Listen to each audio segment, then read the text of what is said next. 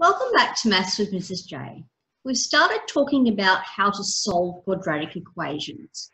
And I've said that the best way usually, if possible, to do that is to factorise the quadratic expression, have that equal to 0, and then use your null factor law. However, there are times when that is not going to be possible. And I want to teach you a technique known as completing the square. A lot of people get a little bit concerned by this, but if you take your time to really listen and if you do lots of practice, it's actually quite easy. So just follow closely here and then go away and do some practice. Let's have a bit of a look here. What does completing the square mean? Well, what we're aiming to do when we're completing the square is we're aiming to get something all squared equals something and then be able to take the square root of both sides.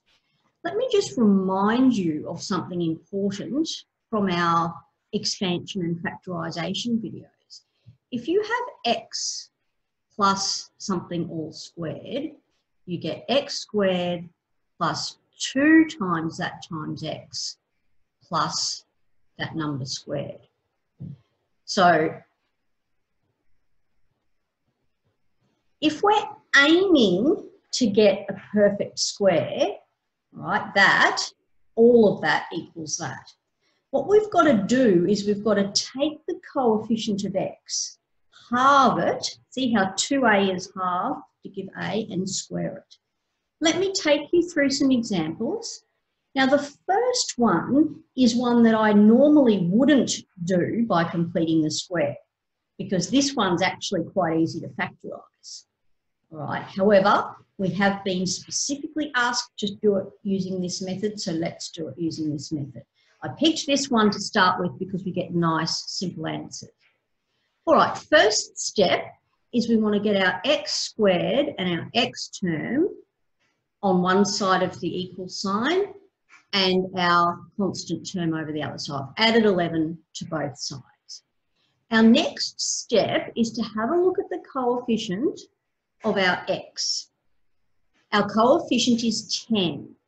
We want to halve that, well, half of 10 is 5, and we're going to square that and add it to both sides. Why are we doing that? Well, because we're rigging it so that that expression there is x plus 5 all squared. People might say, well, with x plus 5 squared, where's the 10x gone? It hasn't gone anywhere. It's still there. If you expand that back out again, you would get x squared plus 10x plus 25, hopefully. If you get x squared plus 25, I wouldn't be very happy because you've forgotten your middle term. All right, let's tidy up this right-hand side. So we end up with x plus 5 all squared is 36. Once you're at this stage, you've got something squared equals something. We can now take our square root of both sides. Just don't forget to take the positive or negative square root. We've got 2 possibilities here. So x plus 5 is either 6 or x plus 5 is negative 6. To get the x, we're going to take our 5 over by subtracting. Now, let's just work these out individually. So x is either negative 5 plus 6 or negative 5 minus 6. Negative 5 plus 6 is 1. Negative 5 minus 6 is negative 11. Just showing you that if you were not asked to complete the square there, I would just go x plus 11, x minus 1 equals 0, so x is negative 11 or 1. So normally speaking, I wouldn't go through all of this unless I'm asked to do so or it's necessary. Now in this one, you're not going to be able to factorise it with rational numbers. So this one, you are going to either have to complete the square or do something that we're about to learn called using the quadratic formula. Let's go through the same process that we did with the previous one. So we're going to get our x squared and our x term on one side and our constant term on the other. That's step one. Step two, we're going to have a look at the coefficient of the x. We're going to halve that and square it and add that to both sides. All right. That has now rigged it so that that is x minus 5 on 2 all squared. Now, what do we have on our right-hand side? Let's just tidy this up a little bit. So we're going to get, when you're squaring something, you square the numerator and you square the denominator. So 25 on 4. So this is what, negative 8 plus 25 on 4, which is 17 on 4. Left-hand side hasn't changed along the way there yet.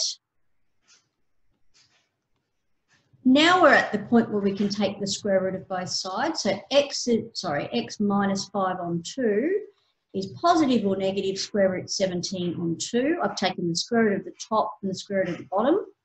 So x will be 5 on 2 plus or minus that. And I would leave it in that format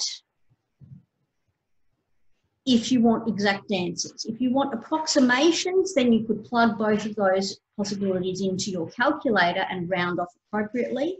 However, because 17 is not a perfect square, the only way to write that exactly is to write it as a surd. Okay?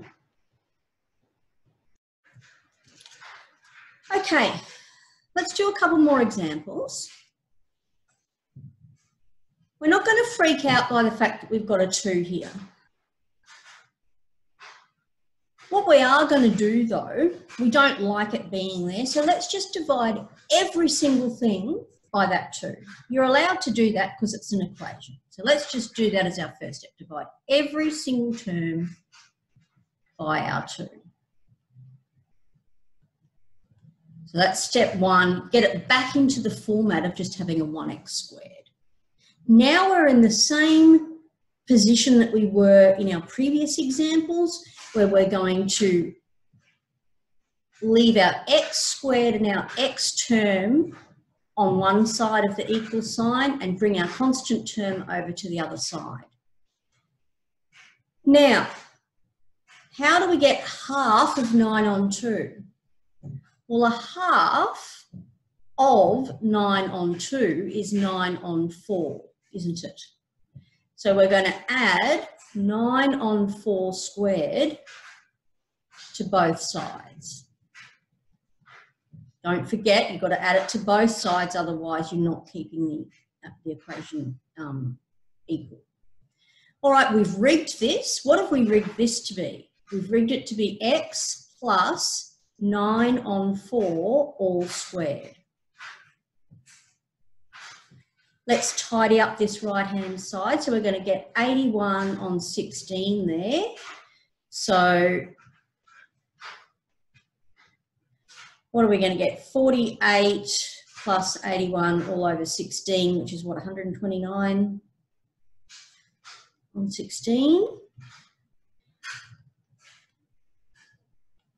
So when we take square roots of both sides, we're going to get positive or negative root 129 on 4. You can take the square root of numerator and square root of denominator. So x is going to be negative 9 plus or minus root 129 on 4. And I would leave it like that if I want an exact answer. 129 is not a perfect square, so there's no way you can write that exactly other than as a surd. All right, one more example for this video. What are we going to do? Well, we've got a number in front of our x squared. We don't like that, so let's get rid of it by dividing every single thing through by that number. So let's do that as our first step. And of course, if you divide 0 by anything, you just get 0. What's our next step? Get our constant term over the other side.